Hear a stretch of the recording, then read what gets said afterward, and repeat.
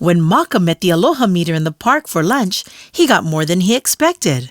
When he arrived, he was holding an enormous tree. "What's going on?" Maka asked. "The park is looking a bit run down," said the Aloha Meter. "I was thinking we should plant this tree to make it a bit nicer for the community." "Sure," said Maka. "Sounds great to me." They dug a big hole, lifted the tree in, covered it with lots of dirt, and fed the tree plenty of water. After they were done, they sat in its shade to eat their musubis. "The more water we give it, the more it will grow," said the Aloha Meter. "And then there will be more shade for more people," said Maka. Then, as always, after lunch, Maka came to visit his dear old auntie, which is me.